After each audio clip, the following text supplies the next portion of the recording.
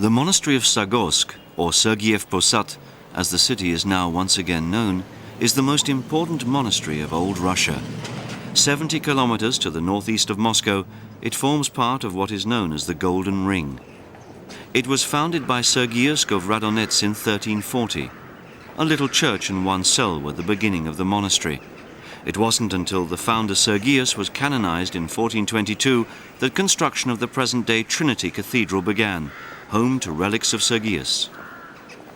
Every day, lots of pilgrims visit the Lavra monastery. The faithful come, pilgrims come, tourists come. And every one of them has to be given attention. You have to give each person a piece of your heart. We heed the words of Saint Sergius.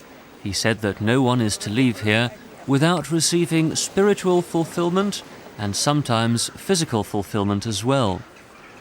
That's why the brothers of Lavra try their best to do what Saint Sergius wanted us to do, and make sure that no one leaves here with a discontented or empty or sorrowful heart. I truly feel that this is our first and foremost mission here at Lavra.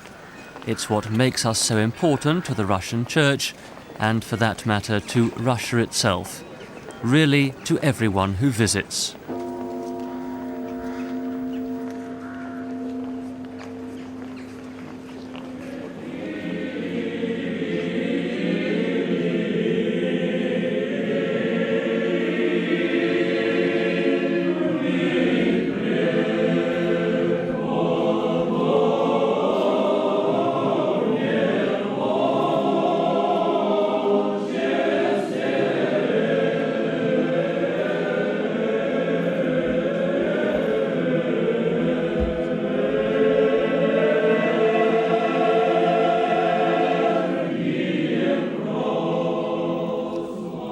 We consider Christ to be the only real mediator of God's divine justice. But the saints and the martyrs, who are our elder brothers, freely and openly offer up their prayers and intercede for us sinners. There are many different saints. The martyrs who spilled their blood for Christ. The Holy Fathers Superior, who gave themselves in fasting and prayer. The just, who lived a married life in the world and were pleasing in the sight of God. Finally, there are the Church Fathers, who are exalted as the shepherds and who have taught the Christians. Holy people are a special breed. Those who are fools for Christ's sake, who once they have reached moral perfection conceal the merciful gifts they have received from God under a cloak of outward insanity. They often allude in their paradoxical actions that don't fit into ideas of the done thing to sinfulness, to the sinful ways of people, and exhort them to better their ways. The holy ones include another special type, the holy Tsars. They are the rulers subjected by God to the greatest of temptations. He gave them the burden of power. But they have pleased God and have taken care of their faithful subjects in a wise, holy manner.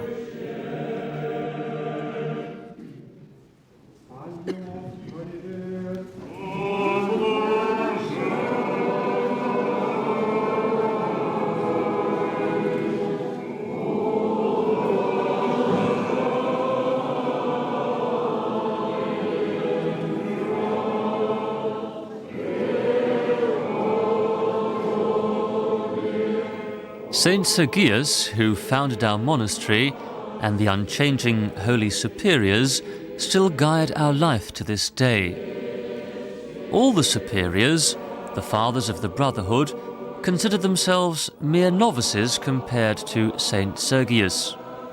His commands are holy to us, and his way of life is a shining example to us. His place in heaven is what we strive for and why we have come here.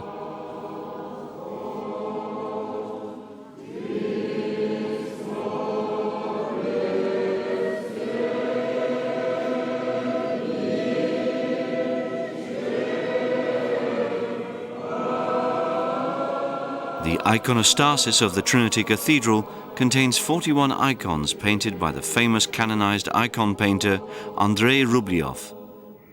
The original ceiling paintings were also his work. Together with the works of Daniel Chorny, they decorated the church. The frescoes were painted over in 1634, probably because they were dirty.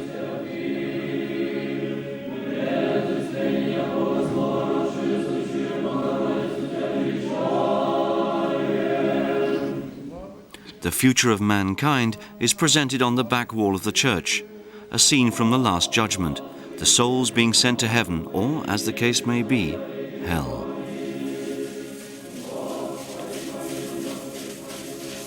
Orthodoxy is unthinkable without icons. For Christians, an icon is an object of devotion. The Holy Fathers of the Church say that worshipping the icon and the honour shown to that picture rises up to the person depicted on the icon.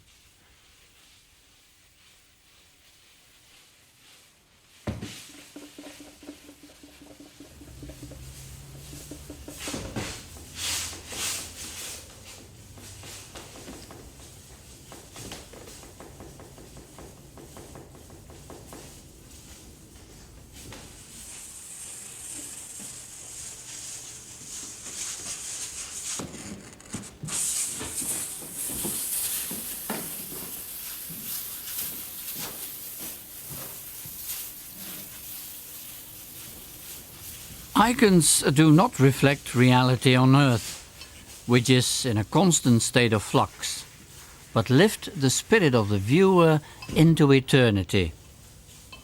An iconographic picture best expresses the idea of the invisible world in 2 dimensions.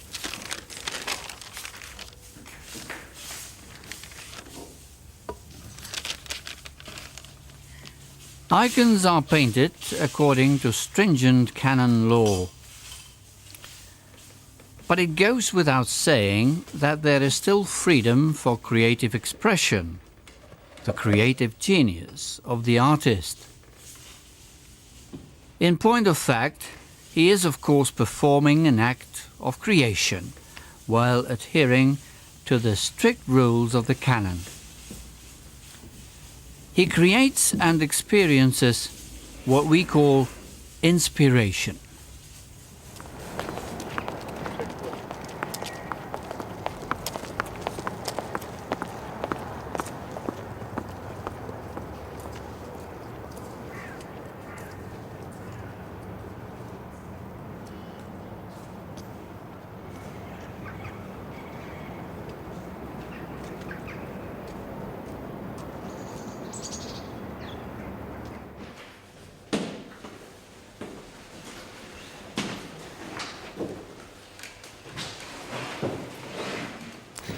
For years, Lavra has housed theological schools. There's the seminary and the academy, where young people are educated and prepared for priesthood. They receive lessons in spiritual subjects, learn the practices of the church, and gather all the complex knowledge a shepherd needs. There are students who have a penchant for the monastic life and who long to live this life. Those students switch to the monastery, become monks and continue to live here. Most of our monks, especially the younger generation, come from the theological schools.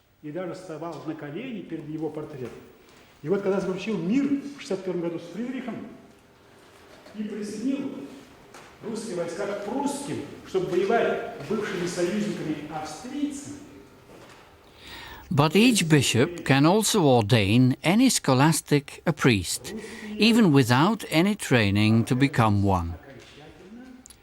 Or after having completed a relatively short period of study depending on the moral qualities and the moral dignity of the scholastic wishing to become a priest. И однажды после очередной семейной ссоры ее приказано было арестовать.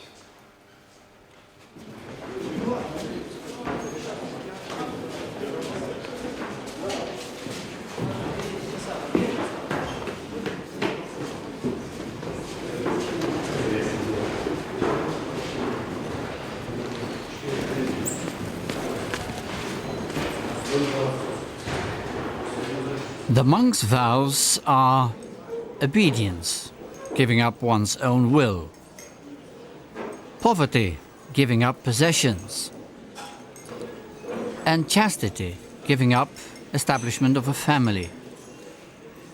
The monks can serve the church in different roles. The patriarch, for instance, is also a monk, just like an ordinary monk who works in the kitchen. Whatever they do, whatever service they perform, they have one and the same task: to follow the commands in accordance with the 3 vows.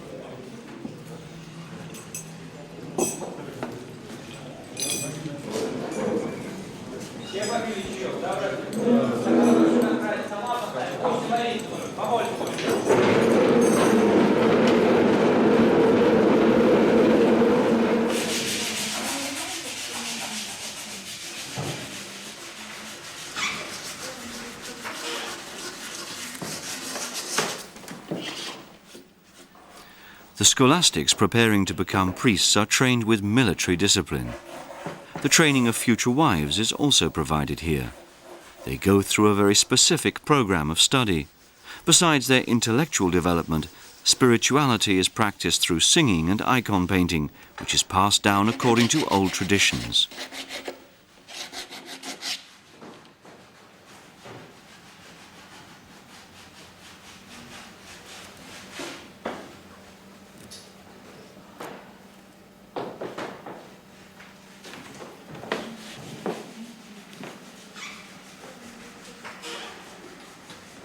There's a rich, extraordinary tradition in Russian icon art. There are even canons or rules for the pictures on the icons. In the 18th, 19th and 20th centuries, these rules were forgotten and disregarded. Icons were mainly made as paintings, and the spiritual essence, the spiritual light that genuine icon art shows the viewer, was lost. These days, the old traditions are making a comeback, such as those of Rublev, Theophanes the Greek, Daniel Chorny and other great icon painters. I see it as a sign of God's grace and the rebirth of spirituality in Russia.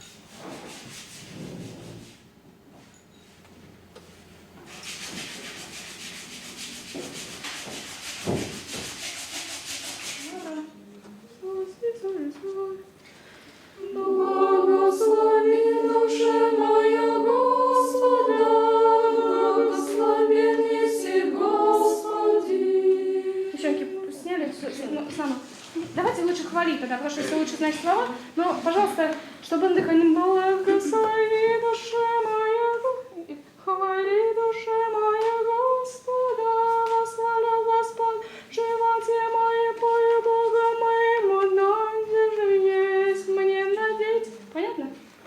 А ну что? Хвали, хвали поем. Хвали душе моя Господа, славлю Господа в животе моем, пою Бога моего, там, где же есть. И надейтеся на князе, на сыне человеческие, и жене спасения. Icons are often copied by icon painters so that Christians can commemorate the events shown on the icon.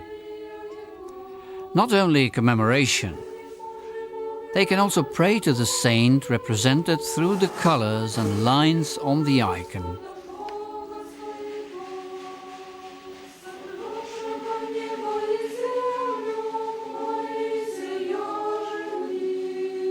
Хранящий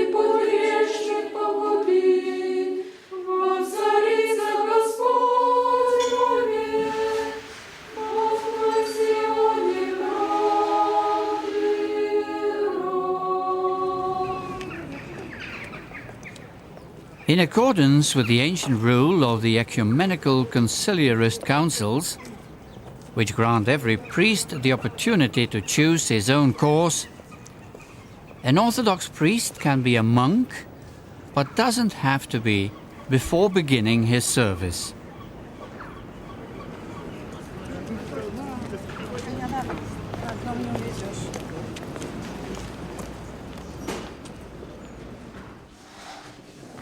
The monastery also has a large bakery. Bread is baked for the liturgical service called prosphoron. It's leavened bread, in other words, yeast is used. It is denser than normal daily bread, allowing it to be shaped into nicer forms.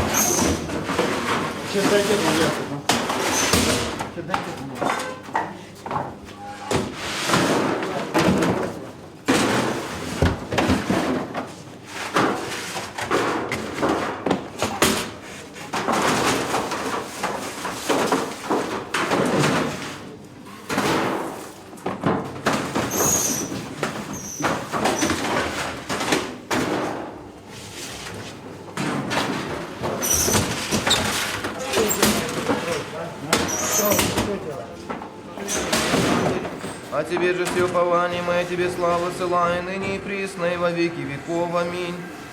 Господи, же многою Твоей благостью, великими щедротами Твоими, далось и мне рабу Твоему, мимошедшее время ночи сия без напасти прийти от всякого зла противно.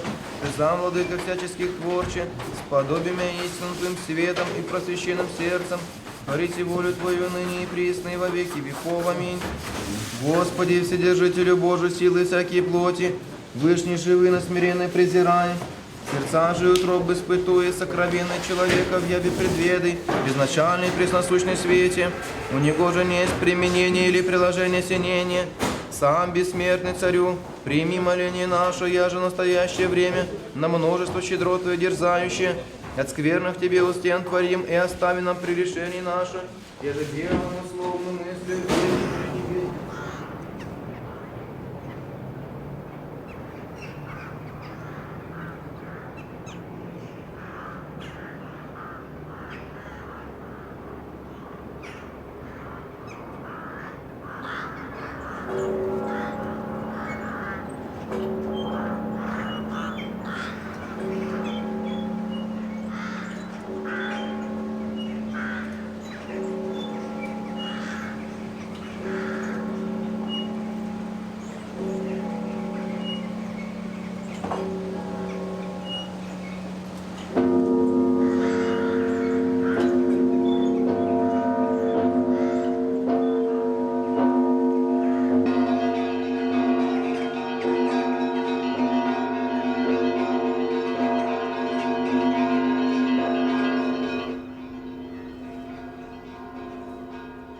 A skit is a more isolated monastery that is more conducive to the contemplative life of prayer.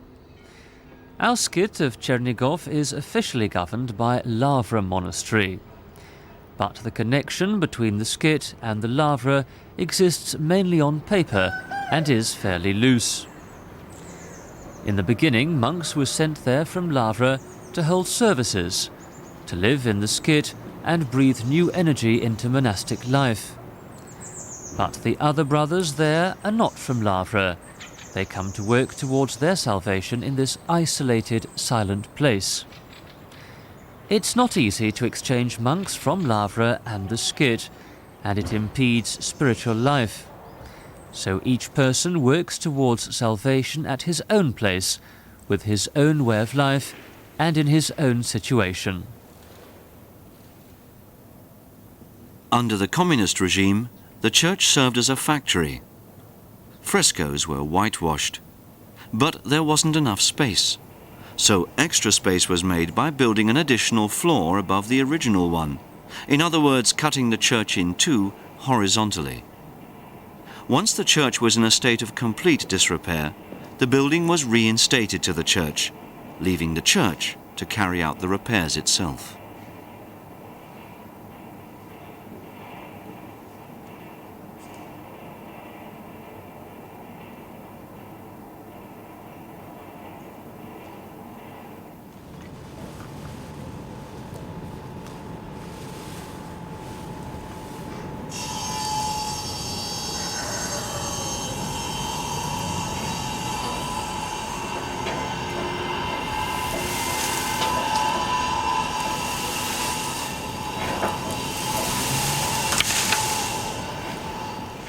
But old habits and ways die hard.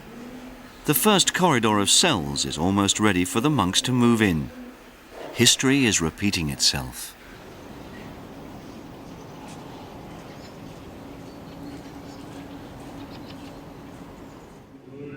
The largest church of the Lavra monastery was built between 1559 and 1583. It's supported by 6 columns and has 5 domes and 5 apses.